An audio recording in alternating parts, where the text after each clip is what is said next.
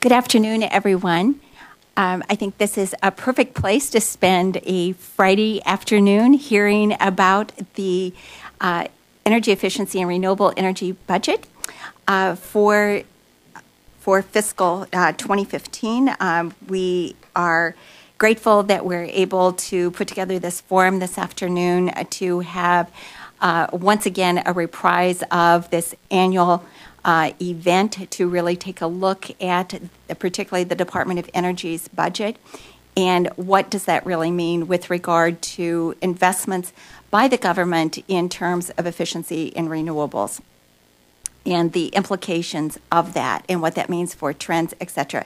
We've got a good panel to talk about all this and to provide a lot of perspectives and to kick off our forum this afternoon. I first want to turn to Ashley Johnson because with Congressman Reichert's office of Washington State, because Congressman Reichert is one of the co-chairs of the Congressional Renewable Energy and Energy Efficiency Caucus.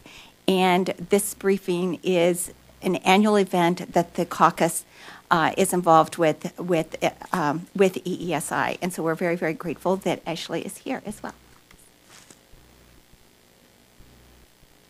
Well, thanks everyone for being here today. The congressman definitely wanted to join, but is back in Washington State. And as Carol mentioned, he is the co-chair with Congressman Van Hollen of the Congressional Renewable Energy and Energy Efficiency Caucus, which is a bipartisan caucus that holds a number of educational events, such as this one, and also helps facilitate the Renewable Energy and Energy Efficiency Expo, which will be happening in July up on the Hill. And we're very excited about that and excited to hear from our panelists today. I know that my colleague in Van Hollen's office is on her way. So I will just let our panelists kick it off, starting with Jason, I believe. Great, thank you. Thank you, Ashley, and thank you, Carol. It's a pleasure to be here on a Friday afternoon. This is actually, there will be a lot of information to absorb for a Friday afternoon, so I'm impressed by all of you who made it here. As Ashley said, my name is Jason Walsh. I'm a senior advisor and the director of strategic programs in the Office of Energy Efficiency and Renewable Energy at DOE. Let me give you actually a little bit of background on the place where I work, because I think it's important context. EERE is the largest office in the federal government focused on developing clean energy solutions. You can see up here on the screen our vision, which is a strong and prosperous America powered by clean, affordable, and secure energy, and our mission, which is to create and sustain American leadership in the global transition to a clean energy economy. I'm going to talk a little bit more about that in a moment, but EERE is comprised of 10 technology offices organized into 3 sectors: sustainable transportation, renewable power, and energy efficiency. We also have an Office of Strategic Programs, which I run, which aligns and leverages and maximizes the impact of the work in our technology offices, but then also engages in a whole series of cross-cutting activities that are not specific to particular technologies, everything from some of the energy finance work we do to tech-to-market work to policy and analysis. Let me talk a little bit more about that mission statement, because it's really a foundation for how we approach this work. It's our belief that our nation stands really at a critical point in time in terms of the competitiveness opportunity in the global clean energy economy. In 2013, $254 billion was invested globally in clean energy, representing roughly a 450% increase since 2004. We know trillions more, probably tens of trillions, will be invested in the years ahead. China pulled ahead of the United States as the global clean energy investment leader in 2012. They extended that lead in 2013.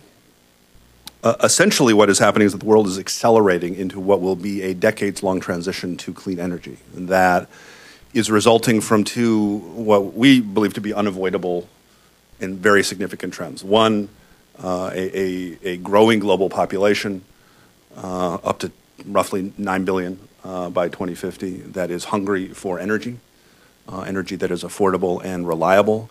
And two, the need to reduce carbon pollution in order to avoid what could be catastrophic consequences to our economy and society and environment of climate change. Right? And as that transition unfolds in the years ahead, we believe the United States is really faced with a stark choice. Right? We can invent and manufacture the technologies of today and tomorrow here in the United States, or we can surrender global leadership and import those technologies from other countries. We can continue to waste literally hundreds of billions of dollars on unnecessary energy costs, or we can increase our competitiveness and our productivity by investing in more efficient homes and buildings and factories. These are really significant choices that we've got to make as a nation. And I take the time to say that because I'm hoping that you see our budget requests very much in that context, in that bigger context. Okay. Before I tell you what we're asking for, let me tell you a little bit about what we've accomplished. And this is just a snapshot from the last couple of years, and I'm not even going to go through all of these for lack of time. But let me just mention a couple at the top. So first, commercial cellulosic ethanol plant up and running and producing cellulosic at commercial scale in Vero Beach, Florida. And actually last month, our principal deputy assistant secretary went down to the NASCAR event at Sebring, Florida, where the cars were using fuel supplied by the biorefinery down the road at Vero Beach, which not only to our minds was kind of a significant milestone technologically, but just really cool, to use the technical term. Right? Super truck, that second bullet. We have a partnership with the 4 biggest manufacturers of heavy-duty trucks in the country, who collectively represent about 90% of the heavy truck market. The goal of Super Truck is to increase freight efficiency by 50%. So really, really significant numbers. And last year, Cummins Peterbilt, one of those 4, actually hit that 50% marker. We expect the other 3 to hit it this year. We actually had the Cummins Super Truck in town last month, and there was quite a scene as different Secretary Moniz and my boss, the assistant secretary, clambered into the cab and got their pictures taken behind the wheel. It was kind of a nice moment.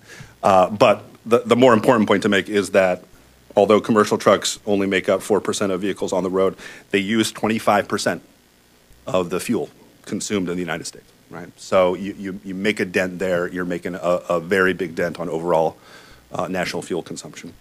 And then battery cost. We hit our cost reduction target of $325 per kilowatt hour. Last year, we are on track to hit $300 this year, and ultimately on track to hit $125 per kilowatt hour by 2022. And this, translates into a trend that has just been accelerating, right? So since 2010, the cost to manufacture advanced electric vehicle batteries has dropped by more than 50%, right? And not coincidentally, last year Americans bought nearly 100,000 plug-in electric vehicles, nearly twice as many as sold in 2012, right? So this stuff is happening now, right? And it's scaling up in a really dramatic way, and we think we can scale up even more dramatically in the years ahead. So that's anecdote, but there is no substitute for rigorous third-party performance evaluations of our impact, and we take that very seriously because it is extremely important to us that we spend our precious taxpayer dollars in a way that maximizes impact at every point. Right? So what this shows is an aggregated estimate of the combined ROI of the percentage of our portfolio, which is roughly a third, that we have done third-party evaluations for. So we is actually the wrong pronoun. Others have done it. And these involve counterfactuals, and it's quite rigorous, actually, some of the most rigorous evaluations done in the federal government. And the parts of the portfolio that we have done these evaluations of cover PV solar, wind energy, vehicle combustion engines, geothermal technologies, and advanced battery technologies. If you aggregate all of those results, it finds that the total EERE taxpayer investment of $15 billion yielded an estimated economic benefit to the U.S. of $388 billion for a net ROI of more than 24 to 1. We think that's a pretty good investment and a pretty good payback on that investment. Okay, so now we turn to what we're asking for FY15, which is $2.317 billion, which represents continued investment in our three major sectors. Again, they are sustainable transportation, renewable power, and energy efficiency, all of which remain key priorities of this administration. It's worth noting that the total FY14 budget request for ERE was $2.78 billion, so this request is lower than that, but it is a little more than $400 million more than the enacted 2014 levels. So this is our budget summary table. A lot of numbers here. I'll flag that the largest increases are in our advanced manufacturing office, our weatherization and intergovernmental activities office, and our vehicles technologies office, with continued strong support pretty much across the board. I'm now going to walk through the requests for each of our technology offices. For lack of time, I can only highlight one or two items for each of these. If I don't mention something that you care a lot about, it doesn't mean we don't care about it. It just means I don't have enough time. And we can have a conversation in the Q&A about it, or we can also have a follow-up conversation and answer any questions that I can't answer up here. And there will be many that I can't answer, because there's a lot of detail here.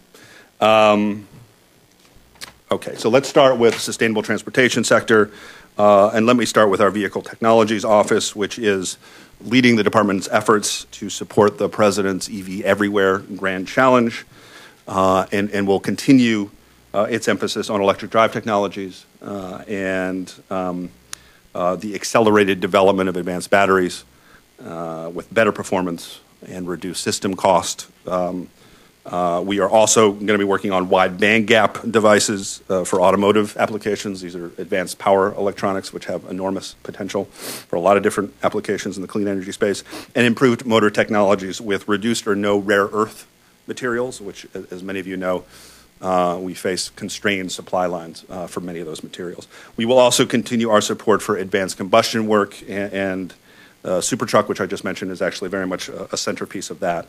We're also going to be placing a lot more emphasis on ultra-lightweight vehicle substructures and carbon fiber technologies. The latter, in particular, shows tremendous promise for the automotive industry. I missed one. Bioenergy. Let me flag in particular here our demonstration and deployment subprogram, which is that second bullet down. Where really a lot of the focus is going to be on drop-in hydrocarbons, which, as I think many folks know, are fully compatible with today's engines and fuel delivery infrastructure. In particular, it's worth flagging our work here with DoD and USDA to demonstrate and deploy military spec jet fuel, which we think is an enormous first market opportunity that we're really excited about. We'll also be making new investments to enable some of our technologies to validate scale up and accelerating momentum for advanced biofuel production in the wake of some of our successes in cellulosic ethanol. I mentioned the INEOS biorefinery coming online last year. We expect 2 more to come online this year. And so the more they scale up, the more they can reduce their price and the more they can deploy out into the market. And fuel cells. The budget request for fuel cells remains almost identical to our FY14 congressional appropriation. Our FY15 efforts will focus on reducing the cost and increasing the durability of fuel cell systems. So, for example, reduction in the platinum group metal content of the fuel cell catalysts will help to increase the power output to more than twice the 2008 baseline, which we think is a significant milestone to shoot for. And let me move on to renewable power and solar, which is a subject I know that is near and dear to Scott's heart. So look, there is a ton going on in solar. We could talk about this for the remainder of our time. Let me actually flag that bullet at the bottom, which is our innovations in manufacturing competitiveness subprogram, which has a substantially increased request for funding. Look, here's the deal. The U.S. Currently manufactures less than 3% of PV cells and modules globally, right? And as solar deployment takes off in this country, and so to give you a sense of scale, since 2008, solar deployment has increased, PV deployment has increased by a factor of over 13, right? As it takes off in this country and globally, we really want to try to reverse the trend of offshoring of component manufacturing and assembly. And we think we can do that through technology and process innovations that really create or that are really linked to the competitive advantage of U.S.-based companies that are high value add and high tech. I mean, the bottom line here for us is that we think there is a clear opportunity for U.S. businesses to capture a greater portion of the global solar value chain. I think there has been a lot of assumptions made about where and how U.S. manufacturing can compete in this space based on some pretty comprehensive analysis that we've done and NREL has done. We think we can. You just got to target it. Right? I will also mention the balance of system soft cost reduction work that really continues to be a focus of our Sunshot initiative. Even though we've dropped solar technology costs precipitously since 2008 by roughly 2/3, it's the soft costs that are really sticky right now. And soft costs encompass a lot, right? They encompass siting, permitting, interconnection standards, customer acquisition, labor. There's a lot of work to be done there. We through our rooftop solar challenge, we've done a bunch of it, and we will continue to do a lot more, particularly with state and local governments who can really pioneer some best practices in this space, and hopefully we can spread those best practices around the country as much as possible. Wind power technologies. I would say the two major highlights of this request are the 3 offshore wind demonstration projects, which we're going to select this spring. They're not selected yet. And the new Atmosphere to Electrons initiative. I think many of you are familiar with the potential here. Offshore wind could become a major source of clean energy for the coastal and Great Lakes states that account for nearly 80% of U.S. electricity demand, right? And in terms of resources, you know, we've got wind energy resources within 50 miles off our coasts, equivalent to meet 4 times the nation's current annual electricity production, right? So there's a lot of resource there. We just got to be able to harvest it in an economical way. The funding in 15 will continue a 5-year initiative begun in 2013 with multiple competed awards. We actually made 7, I believe, that began development of the first U.S. offshore wind energy projects. We don't have this is really where the sort of the federal government role comes in, right?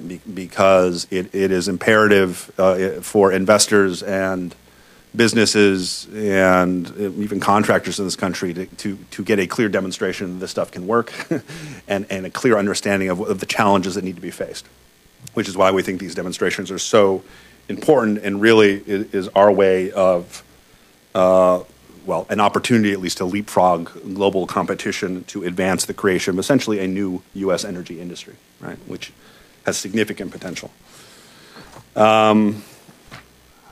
Let me talk about water. And Carol, if I'm running out of time, please let me know. I'm trying to go fast. So the Water Power Technologies Office will undertake actually a new initiative in 2015 called what we're calling Hydro Next. And the purpose of Hydro Next is to expand the renewable generation of clean hydropower in the U.S. with the goal of enabling the doubling of hydropower generation by 2030. And we're going to focus with this initiative on technologies and tools to improve performance and sustainably increase generation at existing dams, and existing infrastructure. It's also going to focus on lowering the cost and improving the performance and reducing the environmental impacts of hydropower for new stream reach development. Bottom line, we think we've got a lot more energy output from our existing hydropower fleet that we can economically take advantage of, and it's sitting there, and we think we need to focus on it a lot more. Geothermal technologies, I will focus on what I think represents the biggest effort for us in this space in FY15, which is the startup of the FORGE effort. FORGE stands for Frontier Observatory for Research in Geothermal Energy, which will be a dedicated field lab site for testing and validating cutting-edge enhanced geothermal systems, technologies, and techniques, which in turn will accelerate the commercial pathway for large-scale EGS power generation in the U.S. For those of you unfamiliar with EGS, this is a really tremendous resource opportunity that's actually available in all regions of the country, because if you go far enough down, there are hot rocks under all regions of the country. And the estimates coming out of the U.S. Geological Service are significant just in terms of what this represents as untapped resources. They estimate anywhere between 100 and 500 gigawatts, right? Which is enough to power millions of homes. Obviously, we'll get a much more precise sense of how much of that is economically recoverable through this kind of effort. Okay, let me turn finally to our energy efficiency sector, and I will start with building technologies. There is obviously a lot of work in this space. Let me actually flag that bottom bullet, equipment and buildings standards, where our goal really is to scale up our assistance and collaborative work with states and localities in adopting and complying with and then enforcing. We don't do the enforcing, the states do. Building codes. And of course what we work on with them is model building codes for residential and commercial buildings, which will result in higher performing buildings that maximize cost-effective energy savings. The numbers here, of course, are huge, right? If you do it right, and so that's why we see it as a real opportunity for scale-up. I'll mention as well our residential building integration sub-program, where we will continue to develop cost-effective new technologies, but with more of a focus on sort of individual systems that are retrofitted one at a time. We've done a lot of work on sort of whole home approaches, whole house approaches over recent years, and we're taking a slightly different tack here and really trying to take a more granular approach, which we think tracks a little bit better to how consumers behave in the marketplace, right? Which is that they typically do these one system at a time. You know, HVAC here, windows here, roof there.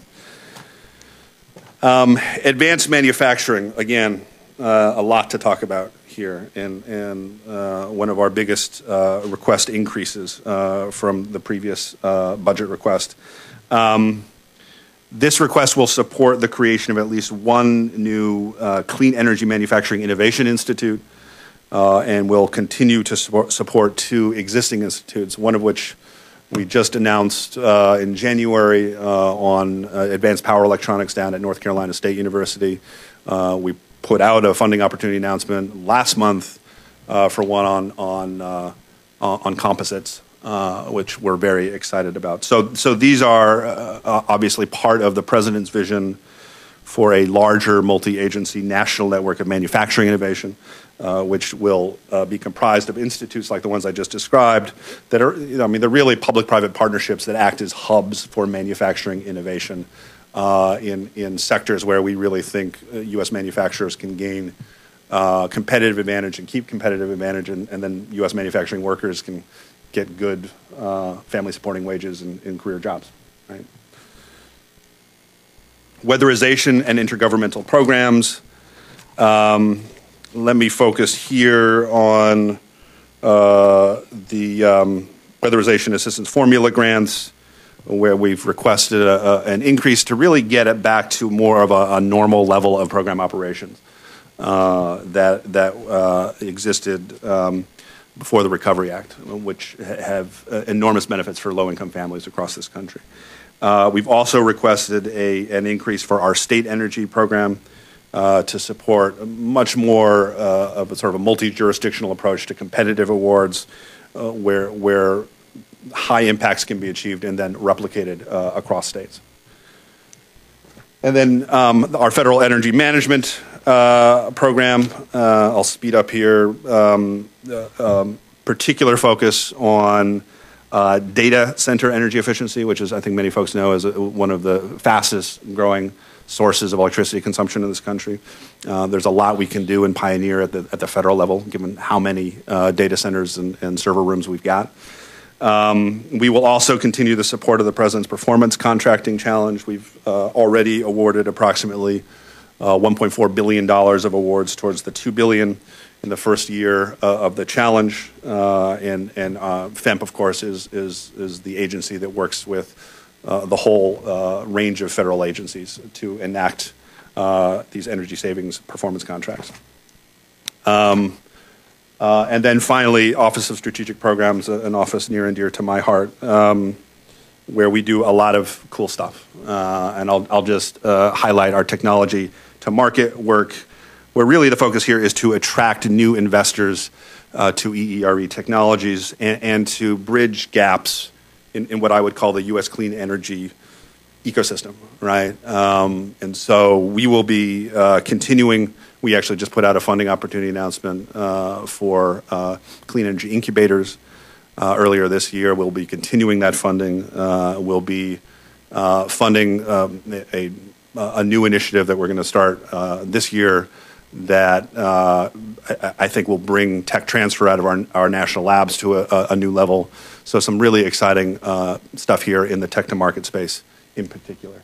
Let me close by talking about a document that has certainly been a big part of my life over the last year, which is the first EERE strategic plan in 12 years. Yeah, so the last one, we issued the last one in 2002. It occurs to us a few things have changed in the world of energy since 2002. And this is our chance to define EERE and really clearly explain who we are and why we exist, and to describe our vision for the future and the role we play in realizing it, which includes, I hope, a very clear articulation of the problems we're trying to solve and how we're measuring our success in doing so. And we also wanted to connect with our stakeholders. I mean, we ultimately want our stakeholders to see themselves in this plan, right? And because so much of our work really, I think, can be accurately described as a public-private partnership. In fact, most of our work. And it should resonate with all of you. So look for that to come out in the next couple of weeks. We'll announce a webinar about it. You'll see more on this front. And on that note, I will turn it over to one of my colleagues. Great, thank you, Jason.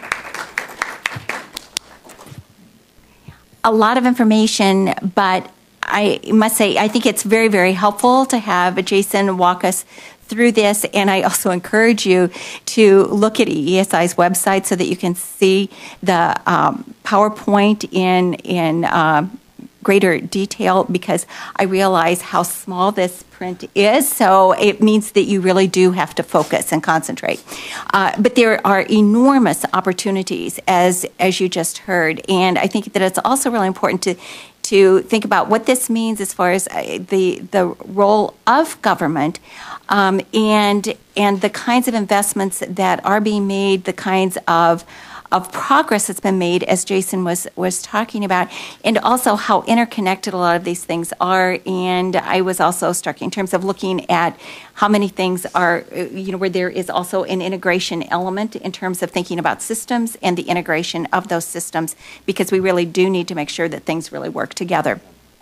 So I now want to turn to someone who has become another fixture at these annual budget briefings, and that's to Fred Sissine, who is an energy policy specialist at the Congressional Research Service at the Library of Congress.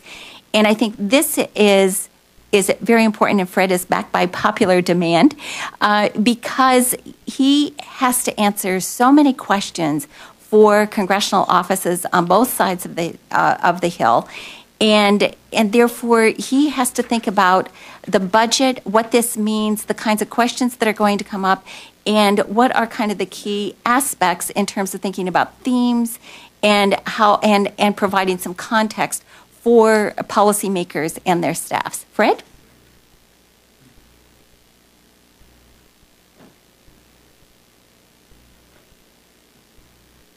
Good afternoon, everyone. I noticed a lot of you aren't smiling. Is that because this is such a terribly difficult topic, or I'm not sure, or just because it's Friday? I'm sorry. And thanks, Carol, for calling me a fixture, I think.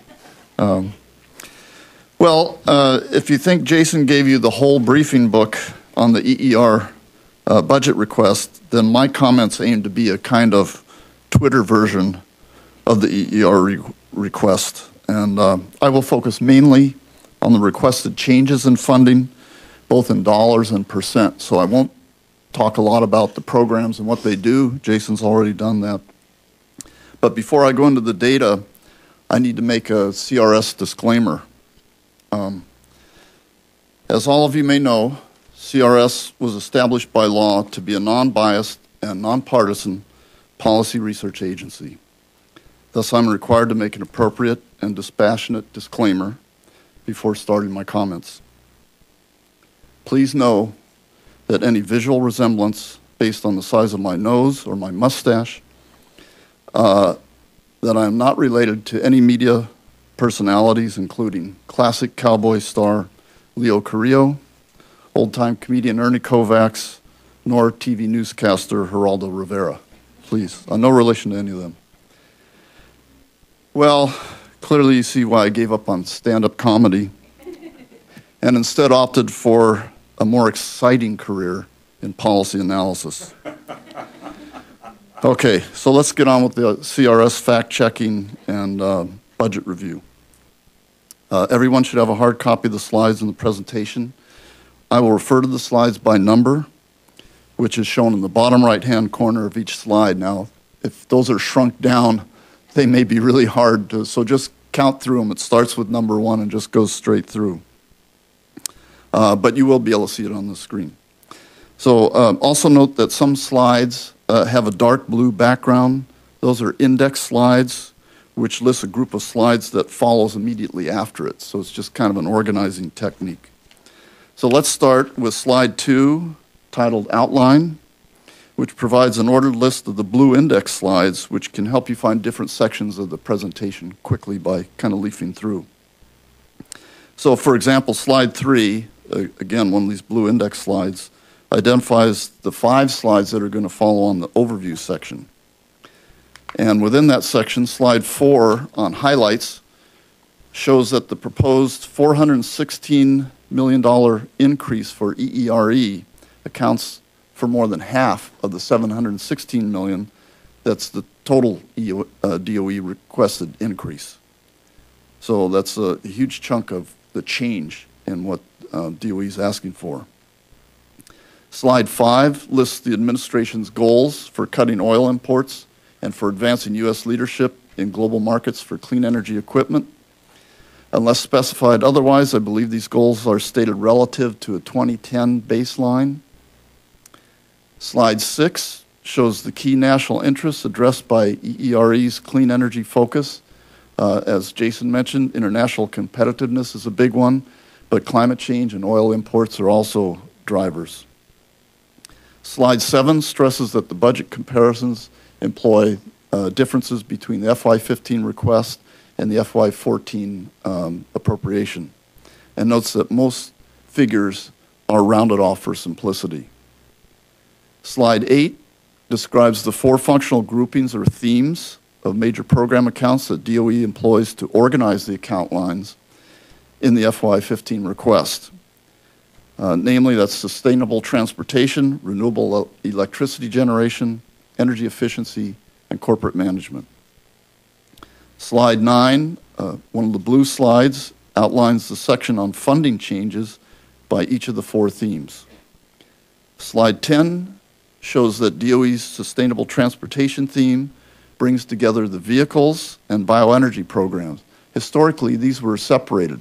Vehicles came through the energy efficiency appropriations, which was a completely different appropriations stream in the old years, but then later got merged with energy and water. So it brings those 2 programs together with a combined increase of $90 million.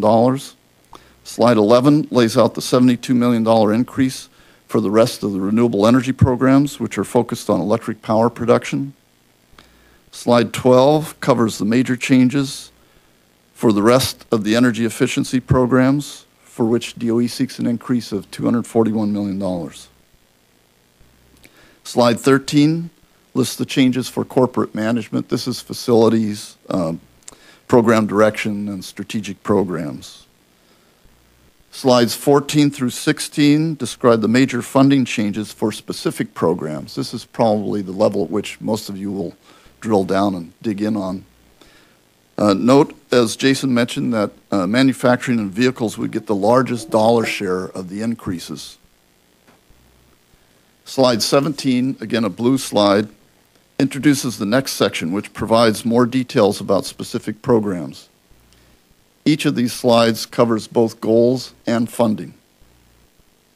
Slide 18 shows the strategic elements and dollar increases for the manufacturing program. As Jason mentioned, this is the big focus, and the biggest changes in the budget are proposed for this area. The main increases sought for advanced manufacturing facilities. Also, a small increase is sought for manufacturing R&D projects. And of course, the 2 do work together. Slide 19 provides a breakdown of the increase requested for manufacturing facilities. This is the big guy for this budget request. I think the increase requested is $109 million. The largest share of the increase, as Jason noted, is for Clean Energy Manufacturing Innovation Institutes. Say that quickly 5 times in a row, please. DOE says those institutes support the President's National Network for Manufacturing Innovation. I think I read there that 4 of these institutes are in place already, not just related to DOE, but other agencies. 5 more are due to open this sometime this year, and the total goal is for 45 of these institutes altogether. So this is what's going to bring the United States into the future with competitiveness on a global scale, not just in EERE programs, but many others. Slide 20 notes that the main priority of the vehicles program is for plug-in electric vehicles to achieve parity with conventional cars. The largest funding increase is for battery and electric drive technologies. Smaller but still hefty increases are sought for outreach and deployment, materials technology, and fuels and lubricants technologies. Slide 21 provides some details about the increases for those vehicle subprograms. Slide 22 breaks down the increase sought for buildings energy efficiency. The largest increase for emerging technologies hardware would focus on new air conditioning technologies and computer models of building energy use. An increase is also sought for rulemakings on appliance efficiency standards and for general support for state and local efforts in that area, as Jason mentioned earlier. Slide 23 covers the wind energy request. Energy production cost targets are cited for both land-based and offshore wind equipment. Previous funding support for offshore wind farm demonstrations is in process, as Jason mentioned. This request seeks to provide additional funding to support construction of the 3 demonstration projects.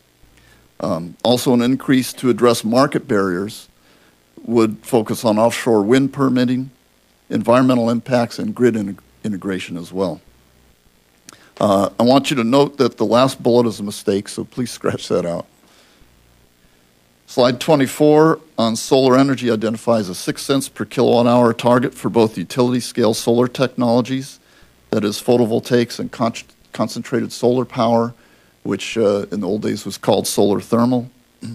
This request emphasizes manufacturing and the concentrated solar with a reduction for photovoltaics. Slide 25 on bioenergy shows goals for drop-in fuels and algae fuels. Funding would increase for biorefinery demonstrations, and feedstocks would be cut back. I think there's some transfer of effort to Department of Agriculture there. Slide 26 on clean energy EDPs describes proposals for 2 new initiatives: sustainable shale gas growth zones and a local technical assistance program. I won't tell you about those. You can ask Jason about those later. $14 million altogether, I think 10 for one and 4 for the other. Slide 27 notes that funding is requested for 2 innovation hubs. I get a fair amount of questions, and so do my colleagues, about these hubs from time to time. DOE seeks $25 million for the critical materials hub, which I believe mainly supports the manufacturing program. And also DOE seeks $10 million to continue funding at the current level for the buildings hub, which is now identified in the budget document as the PSU Consortium for Building Energy Innovation. For all of you staff folks, I've included some additional reference material that starts after slide 28. And among these, slide 29 provides some background on the innovation process and demonstration projects. In general, the developmental gap between R&D and commercialization of technology poses some key financial risks for private companies. Demonstration projects try to help bridge that gap, but tend to be expensive and thus very controversial in the budget process. Slide 30, a blue slide, introduces a section that puts energy efficiency R&D and renewables R&D funding in the context of spending for other DOE energy technology programs. Slide 31 has a pie chart that shows a long-term view of the relative funding that has supported the 4 main energy technology programs, namely nuclear, fossil, renewables, and efficiency. Slide 32 presents a table with the energy technology funding breakdowns for FY13, FY14, and the request for FY15. And then slide 33 presents 3 pie charts for those same 3, FY13, FY14, and FY15. Slide 34, a blue slide, identifies key national interests that shape the framework of issues for policy debates. And slide 35 lists additional CRS resources that may be helpful to staff that work on these budget issues. And finally,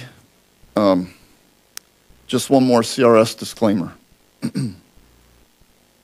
Many of you know about the famous American commentator, Will Rogers. When asked about the extent of his knowledge on government policy, he famously remarked that, "All I know is what I read in the newspapers." I am today in a direct parallel situation because all I know is what I read in the DOE budget documents. So if you have any difficult or tricky questions about the EERE budget, please direct them to DOE's presenter, Jason Walsh. Thank you.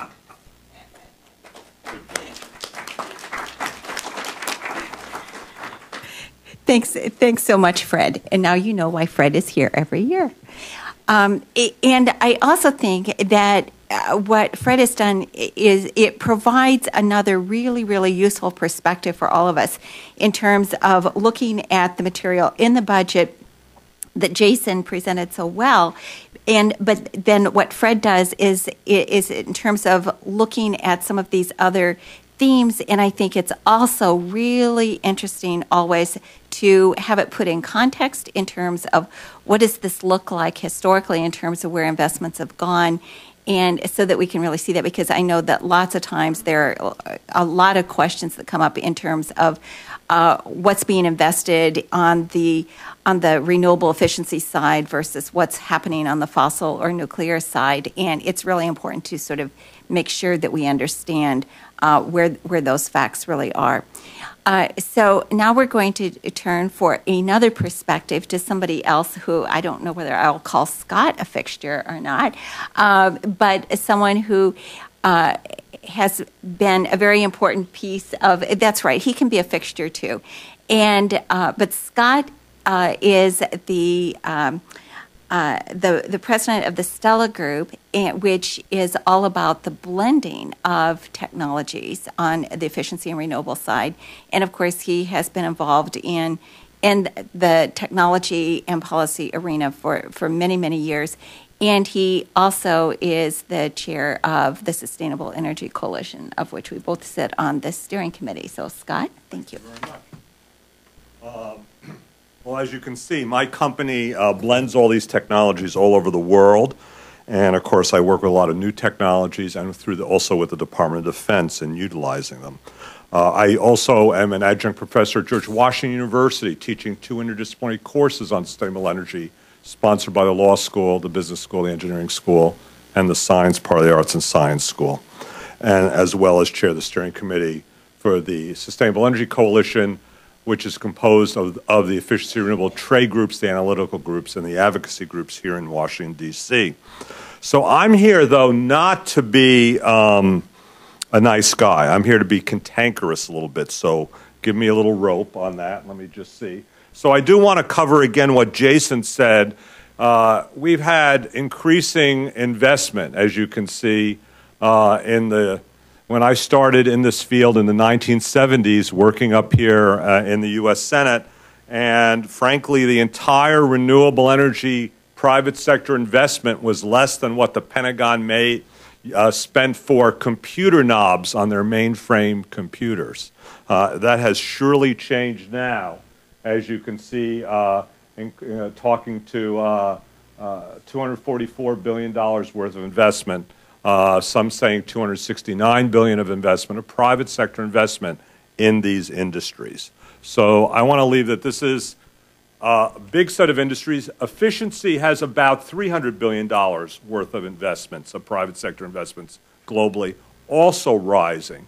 And if you want to look at the private sector side of their R&D budgets, which is about 4 or 5%, we're still talking over $10 billion per renewables and over $10 billion for efficiency. So these industries are spending in RD and D more than their respective governments. So you need to know it has changed very definitely from the old days. I also want to say that this was put out by the Business Council, but you know, when you take a look at 2012, we added 17 gigawatts to the grid. We are producing about equal or more than natural gas coming on as new electricity to the grid.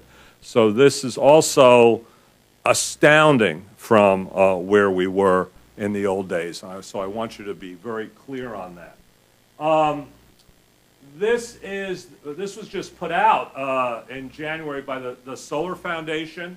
And these are the job statistics just on the solar side. And you can see in installation and manufacturing and the percentage growth rates from 2012 to 2013. And you can see, 21% over, 21% installation, 23% sales, project development to get projects. So an overall 20% growth rate.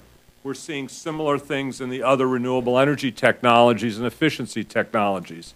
So, and it is in the solar side, because obviously we have sunlight in every state of the nation, it is very geographically dispersed, and I want you to be aware of that. And then ACEEE just put out this study, which I want you to be very aware of, and this is really cost today, deployed levelized cost of energy efficiency compared to some of the renewables and traditional. And if you took my class at GW, you would know it's always less expensive to save energy than produce it from any resource. This is the great chart I'm going to use. But I want you to be aware of that if you want really to increase the penetration rates of some of the renewable technologies, whether it's electricity, thermal, or fuels, if you're using less, it will be far more cost effective and it will be far more quicker to do. So if you want to make impact, whether that's importing fuel or reducing Clean Air Act emissions or climate greenhouse gas emissions or use of water, since energy, the conversion, extraction, use of energy uses more water than irrigation. It is our largest water user. These are things you need to be aware of. So here is the DOE budget, and I want to say, so Jason is not hurt, that it's a good budget. It's a thoughtful and good budget. But I'm not here to compliment you on this budget, so I'm going to want to talk to you. And I just want to say the devil is in the details. I'm going to go through a few of them just to give you some meat for this afternoon. First of all, on the geothermal, I went to every trade group and said, what do you think about this on the efficiency renewable side? And I got about 8 answers. Again, most of them support it. But I picked the geothermal one because I sort of liked it the most. I thought it was pretty insightful. And they said, you know, the geothermal budget's gone up. Used to be one of the things Department of Energy handed off, both Republican and Democrats, to, you know, that and the marine energy budget to get rid of. So that was nice. Also concentrated solar. And so that's good, and it's going up. And Jason talked about this new research facility to deal with GPS and to be better find resource assessment of geothermal resources. Very important. If you took my class, you would know a great MIT study which showed conservatively geothermal could meet 10% of U.S. electricity. Conservatively, probably twice that amount with technology we have today, and that's 24-hour power. But I'm not here to talk about that. What the geothermal industry says is, hey, you know, yeah, resource assessment's good and new kind of technology development's good, but the real barrier in the market beyond tax policy is the fact that there's a lot of drilling risk. Yeah, I can identify that resource, but what's the risk to get to that resource? What are the tools? And so they need better technical, analytical, market-oriented tools, and they need that dialogue with the finance community, the people who finance the drilling, so we can accelerate drilling and the risks are clear. So this is something where DOE actually did a little more of a decade ago and now has sort of walked away from that and looking at some other things. So I want to say that each of these programs have some key barrier issues that need to deal with. So that's a geothermal one. I also don't want you to look at budget numbers here. I want you to understand that most of the work is done by the national labs, partnership with the universities, and then requests for proposals of what they want to industry. And it is collaborative. I have no problem. But I want you to highlight what I'm talking about here is the fact that I want you to think about something. It takes a year to 18 months to conceive of a need within the Department of Energy. You need to get OMB sign-off. You need to get Hill sign-off, and that takes another year.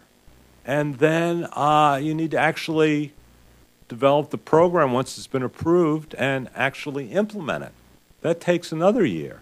At best, we're talking 3 years. Well, this technology is changing very fast, just like your laptop and your cell phone. So what was a very good thought 3 years ago and what money is going out sometimes doesn't really touch the edge. So we need smarter, more agile ways. There is only one program that I really believe has dealt with that issue, and that's this manufacturing initiative. They have really developed a way to interdisciplinary with the different sectors, make it very agile and very market-oriented. And, you know, I could see the same thing going with the glass industry and tinted glass and photovoltaics and films and window films. I could see the same thing going on with photovoltaics, wind and storage systems. I could see the same thing dealing with molten salts and combined heat and power and solar thermal. There are a whole range of blending of technology in more agile, organic ways, and the program needs to embrace more of that. They do have sort of a non-invented here syndrome at some of the labs, and that also needs to be changed. The second issue is small business. DOE programs are much better to work at with larger businesses because those are the ones that write wonderful proposals. God bless them. And I like medium-sized and large businesses. I work with many of them. But in fact, in the United States, most of the innovation actually comes from small businesses. They also employ slightly more than half the people. So there isn't the kind of ease and portals for small businesses to interact unless you're playing the exact game that the lab or headquarters or the university feels is correct. There needs to be better portals for the businesses that are in your different states to interact with this program in a much more user-friendly way. Let's put it that way. And by the way, a great article, a great report just released by the Small Business Administration on small businesses' role in innovation in the green sector. And I hope you look at that in my presentation. Lastly, while they have technology silos and they do have some interdisciplinary things going on, the planning needs to be really done, I think, maybe through your strategic office in a different way. I noticed that cybersecurity went down in DOE, yet a lot of these energy efficiency and renewable technologies is exactly what folks like me are doing to have autonomous systems to deal with cybersecurity issues and grid resiliency issues. I see a lot of the smart grid work more on the technology side, not really looking at the resiliency, the terrorism, the human error, the climate issues and change impacts. So we need to figure out how to better team the wide and depth and breadth of the EERE technologies to solve pressing issues that other agencies are looking at, but we supply the answer. I lastly want to point out that I have tons of studies. I have the 26 I give to my class I'm happy to share with you that I consider are the critical clean energy studies of the moment. We are having, through the Sustainable Energy Coalition and the Renewable Energy Efficiency Caucuses, or Caucus, at the end of July, our annual expo here in the House Caucus Room. And EESI will let you know, but I hope you come to see the companies from around the country. We're going to have maps on resources, employment, manufacturing. I want to disabuse you of the notion that, you know, everything is made in China. You know, I just ribbon cut a new photovoltaic manufacturing plant in Hattiesburg, Mississippi. We have some of the most advanced efficiency and renewable manufacturing in the world going on here, and it is almost in every state of this country. So I urge you to visit some plants, come to the expo, and frankly dig in a little deeper to make sure your small businesses and your industries can feel a part of these programs that I believe is a very good budget and a very good proposal. Thank you.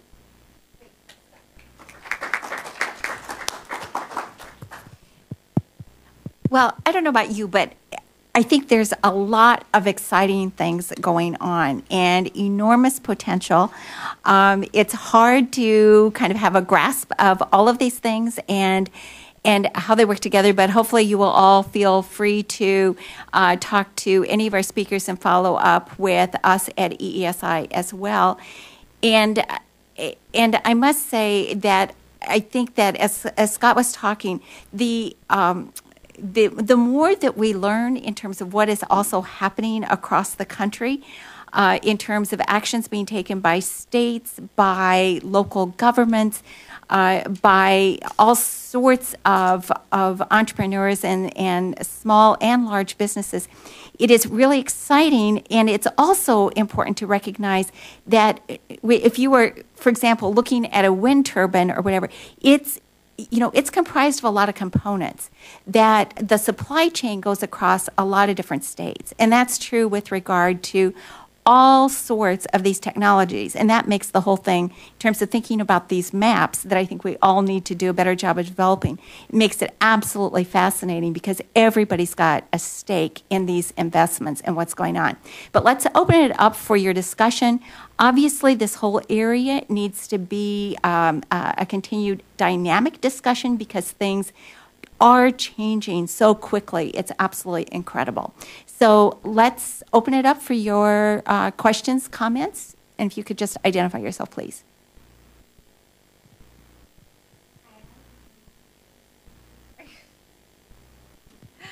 Hi, I'm Rachel Levin. I'm a reporter with Bloomberg BNA.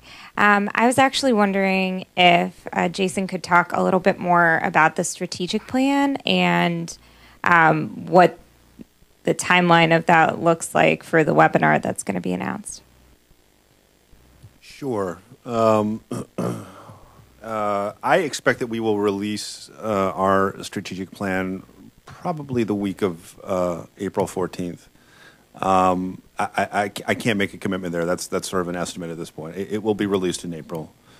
And as I mentioned briefly in my remarks, I mean, this is a strategic plan that not only describes what we're doing currently, but what we expect to be doing and focusing on over the next 5 years. And so it lays out, as I suggested briefly in my earlier remarks, our mission, our vision, our strategic goals as an office, our success indicators, how we measure success in terms of what we're doing. And then really the bulk of it is laying out our strategies. And we go into quite a bit of detail with strategies that are designed to meet each of what are 7 strategic goals. It also will articulate, hopefully quite clearly, sort of how we go about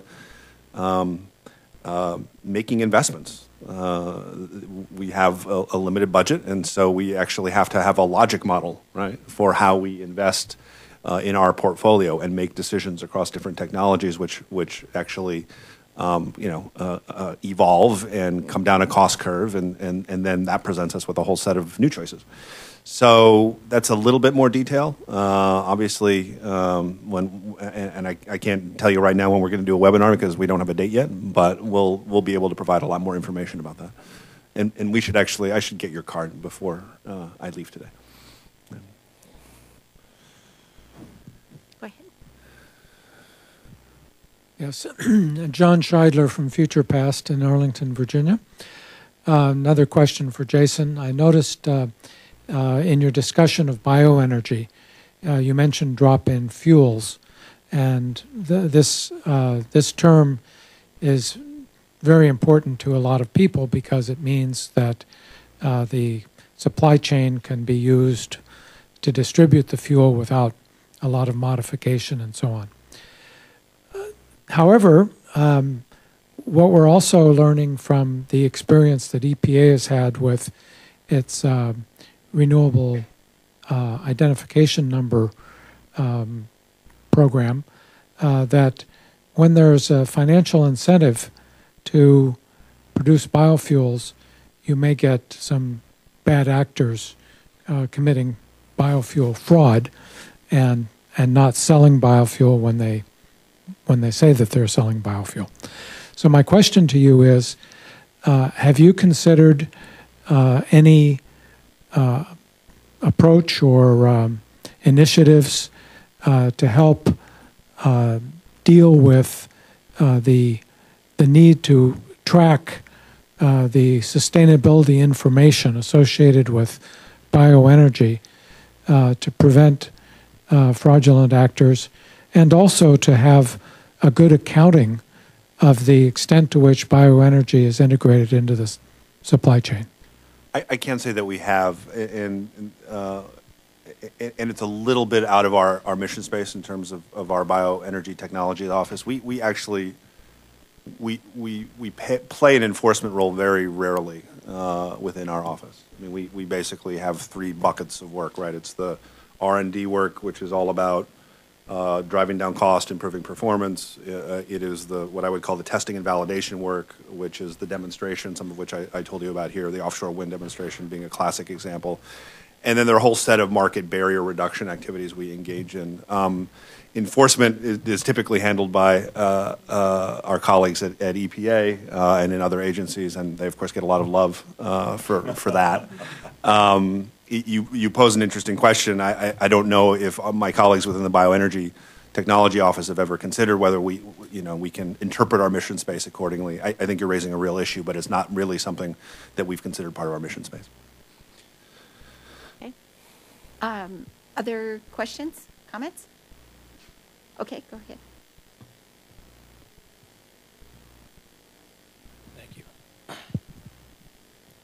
Sorry, Jason, you're getting bombarded, but Jordan Blackman from Energy Horizons Clean Technology Consulting. With regard to the Clean Energy Manufacturing Initiative, what are, I know there's this national network of manufacturing institutes, but what are some of the ways that you're getting the renewable energy technology programs to collaborate more with the Advanced Manufacturing Office, to work on planning and implementing competitive, increasing the competitiveness of clean energy manufacturing?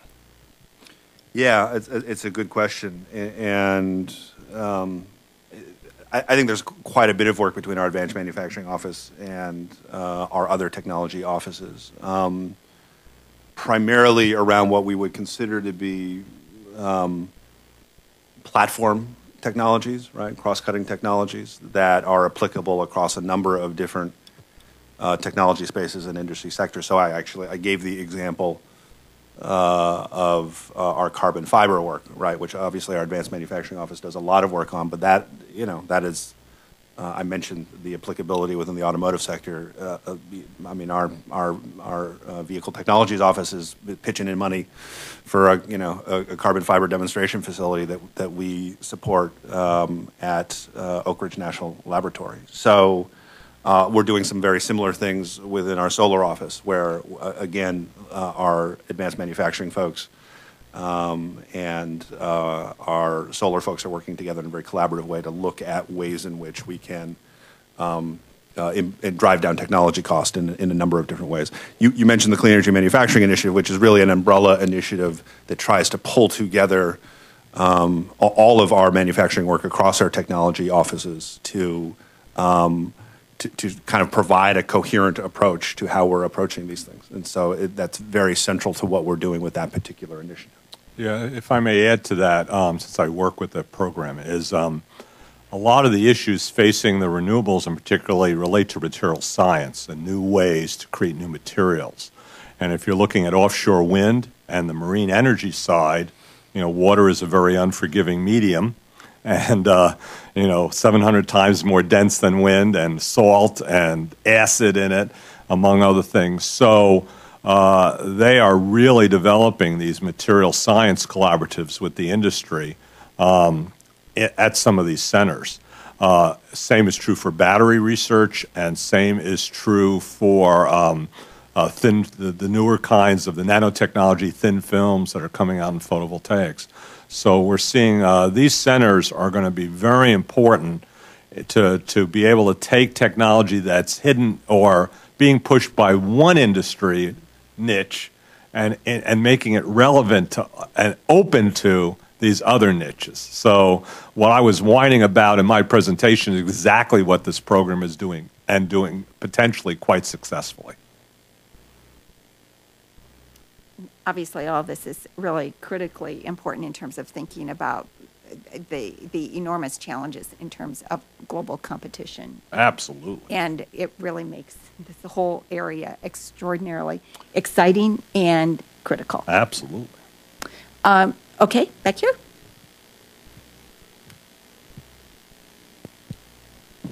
Thank you. My name's George Hutchinson. I work with Concurrent Technologies Corporation. I'm going to try and fire off two quick questions.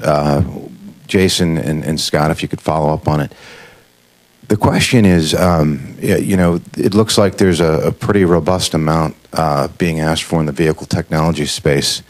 And currently, the Department of Defense is executing a large vehicle-to-grid program across several DoD installations.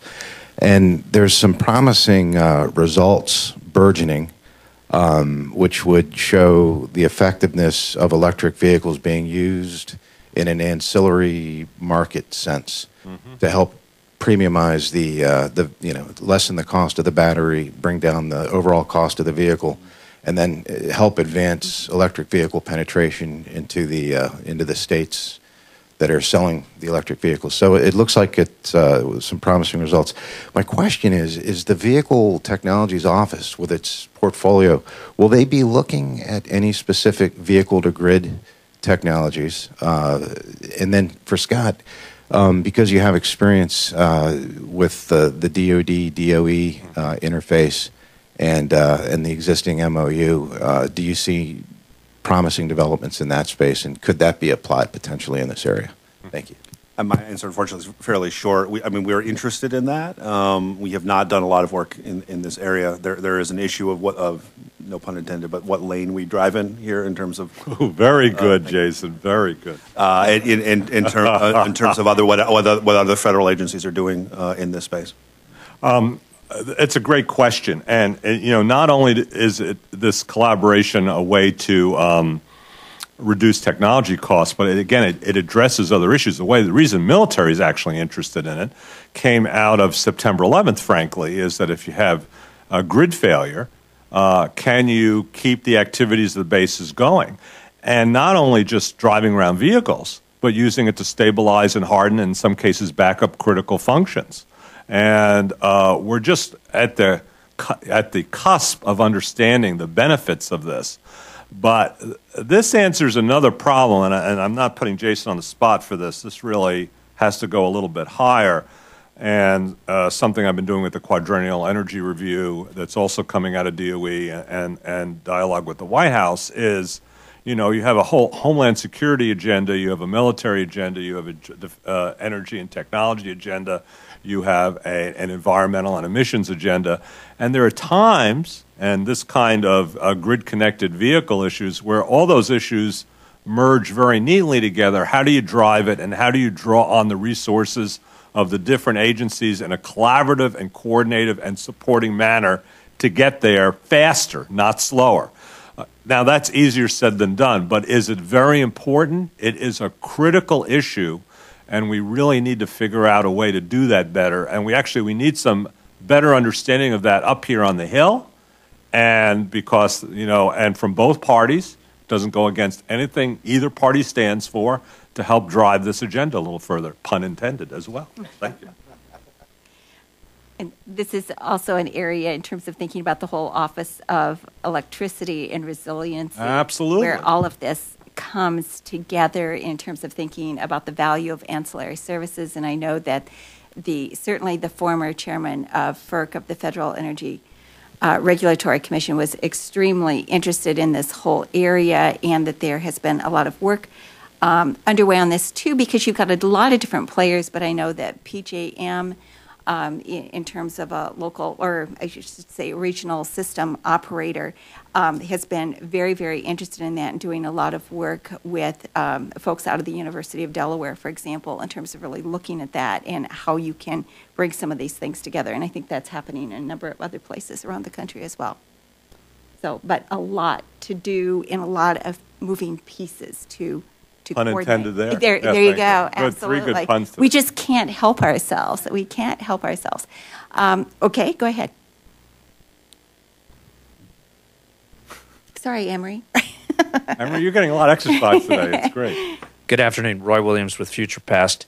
We're, of course, talking about the worst constraint of all, and that's the federal budget process. But there was some mention of rare earths, platinum, and other raw materials that are part of our transition. And I was just curious if the panel had any comments on, are there particular constraints, either that there's not enough of that raw material on the earth, or that they tend to come from countries that are difficult to get a reliable source of those raw materials, and how that impacts this plan. Go ahead. Well, first I want to laud DOE for looking at rare earths and other things, but what we saw from that a few years back, China announcing they were going to curtail rare earths, and of course it had repercussions all over the world that they didn't even expect, and they sort of backed down on it. But it actually was a gift, because all these metals and materials are in a global market. And even if it's not a willful withholding, it could be just that there's a war going on, or there's a drought and we can't mine it. I mean, there are a lot of reasons why there will be shortages at different times for critical materials. Wouldn't it be smarter of us to anticipate that that's going to happen, educate our industries, work with them, get our national labs and our universities to say, let us confront this, let's bring the best minds to bear, and let's have options. It's really having options. Some of it may never be replaced per se, except in certain times. And there are trade-outs. And so just like drop-in fuels, you want other kinds of drop-in materials into the manufacturing process, whether it's turbine technology or anything else. So DOE is aware of it, and they're starting. The Department of Defense is very aware of this as well. I get asked about this and the systems I'm dealing with DOD. Supply chain, not just where it's manufactured, but the materials for that manufacture, is on their mind every day. That's what scares them. So this is going to be a very, very critical issue, and many of you in the audience, from all your different perspectives, have a lot to add to that dialogue and preparing, because a lot of these industries, except with strategic planners within companies like Jason at DOE, don't think about this stuff unless the price goes up. That's too late. Yeah, so I'll answer that quickly in a couple of different ways. I spent most of my remarks in terms of our Advanced Manufacturing Office budget request on the National Network of Manufacturing Innovation and some of our institutes related to that. We also have a critical materials hub, which is based at our relatively small national lab in Ames, Iowa, which has really hit the ground running over the last couple of years in terms of developing some alternatives to critical materials. I think they've already got something like 9 patents for some of the R&D that they have worked. I will also just sort of echo what I said earlier. I mean, some of what we do in the R&D space is looking for alternatives within particular technology applications, right? So I mentioned that our Vehicle Technologies Office is looking for alternatives, particularly in the EV space, for some of the critical materials that are used there. So we try to come at it both from an R&D standpoint, an R&D standpoint, but coming at it from slightly different vantage points. I would just add that interest or that topic has received quite a bit of interest up here on the Hill. There have been several hearings with regard to looking at rare earths. What are some of the geopolitical issues involved? How do we, what are the options for moving forward? And we've also done a couple briefings on that because of congressional concerns that were raised. So there is information on our website from those briefings as well. And just a couple other points I would mention, because I think that we had some of the folks from Ames at one of these briefings. But in addition to thinking about increased production of rare earths here in the U.S., because that also has stepped up as a result of sort of the scare after China made those comments several years ago. And in terms of looking for other kinds of alternatives, at the same time, there's also a very, very important issue in terms of recycling the materials that are in all of this e-waste. So that, because it really can create a lot of damage let alone a huge waste of resources rather than reclaiming it and reusing it. Yeah. We'll take, if there's one more question. Okay, back here.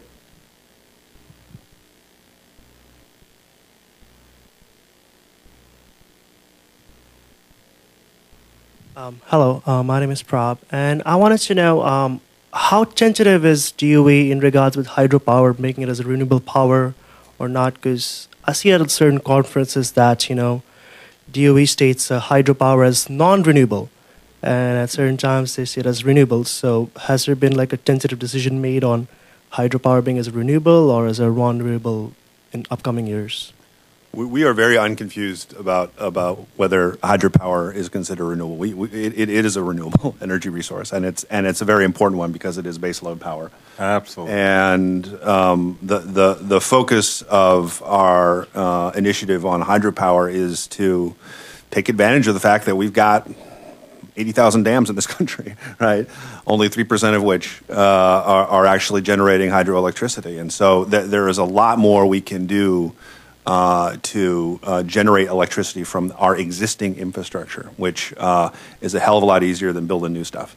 And there are ways of doing it. I mean, we've got, for example, a fish-friendly turbine that we have been developing with our private sector partners for a number of years that we want to put out there in the field and start deploying in really significant ways. So we are not at all confused about hydropower. It is an absolutely critical part of the renewable energy resource mix. And DOE has also done turbines that are just more efficient, meaning for the same site, you're just getting more power out of it. How great is that? Why wouldn't we want that? And work under lower water conditions as we experience changes in climate and have higher droughts, so that you're still able to get outputs with lower head behind the dam. So it's very exciting. As well as being more fish friendly, so that it's sort of a whole, again, multiple benefits all coming out of that very, very important research and development of these turbines. We've also, I should mention StreamReach as well, and where we've been developing more modular systems, which have a lot of potential and very, we actually call it low impact new development or LIND, which has, just the resource potential in streams. Of course, there are a lot of streams in this country is significant. So we want to really be driving that more as well. Yeah, a lot of interesting stuff in terms of marine kinetic and looking at different kinds of conduits that can also provide power. It's just amazing when you start to look all of the different places that you can pick up energy that can be tapped, which just makes everything much more efficient.